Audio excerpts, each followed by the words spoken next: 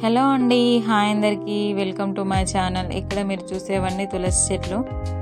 మొదట్లో ఒక 2-3 చెట్లు ఉంటుండే. అవి గింజలన్నీ పడి ఇప్పుడు మనకి పెద్ద తులసి వనంగా అయితే మారిపోయింది. చూస్తున్నారుగా ఇక్కడ చూడండి. అవన్నీ ఆకులు కోసి నేను వెంకటేశ్వర స్వామికి అయితే మాలగా కట్టి సమర్పిద్దామని చెప్పి నేనైతే తీసుకెళ్తున్నాను. ధనుర్మాసంలో మొదటి శనివారం కదా, సో అందుకే నేనైతే వెంకటేశ్వర స్వామి టెంపుల్కి అయితే వెళ్తున్నాను. అక్కడికి వెళ్ళేసరికి చాలామంది భక్తులు అయితే వచ్చారు. ఒట్టికోట దామోదర్ పెద్దనాన్న కూడా వచ్చారు. అక్కడ గుడిని మొత్తం చూసుకునేది అతనే. చూస్తున్నారుగా ఈ వీడియోలో, ఇతనే ఒట్టికోట దామోదర్. పూలతో అలంకరించడం అయితే జరుగుతుంది. చూడండి ఫ్రెండ్స్, చాలా బాగా అలంకరణ అయితే చేస్తున్నారు. ఆ దేవుడికి నామాలు అయితే పెట్టేశారు. కింద అయితే పాదాలు కూడా ఉన్నాయి. చూడండి, ఈ వీడియోలో మీకు స్పష్టంగా కనిపిస్తుంది. పక్కన అమ్మవారు కూడా ఉంటుంది, ఎల్లమ్మ తల్లి.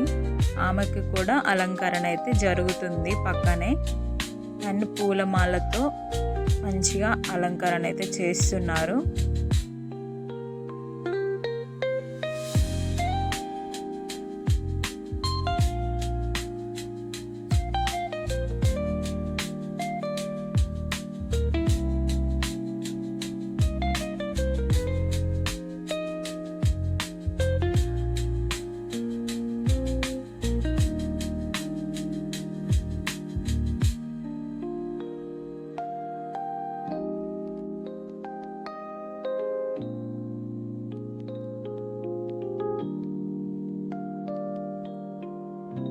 ఇప్పుడు మనం తెచ్చిన మాలను కూడా వేసేద్దాం.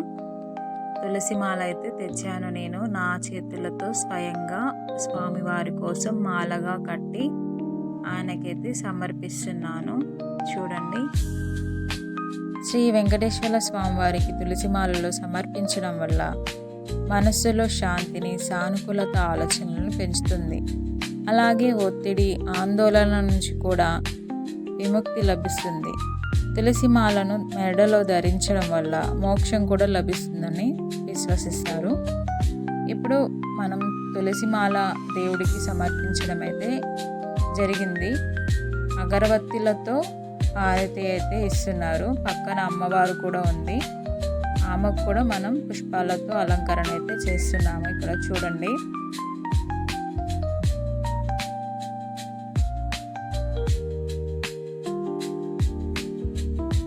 ఇప్పుడు స్వామివారి కోసం అయితే ఒక చిన్న పాట అయితే పాడుతున్నాను, వినండి. తులసి దళానికే తేలిపోయి తూగునటే ఆనందలీల బాలుడా గోపాలుడా లోకాన పాలుడా తెలిసేది ఎలా ఎలా చంగుబలా, తెలిసేది ఎలా ఎలా చంగుబలా.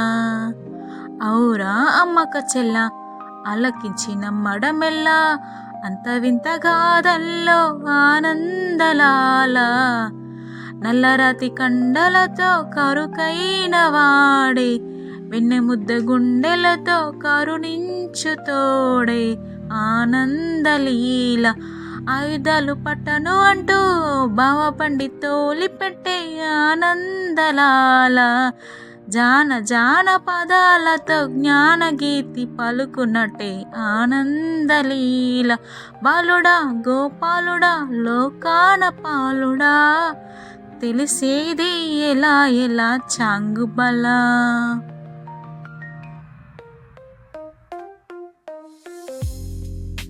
ఇప్పుడు వచ్చిన భక్తులు ఒక్కొక్కరిగా దేవుడికి కొబ్బరికాయలు అయితే కొట్టి మొక్కడం అయితే జరుగుతుంది.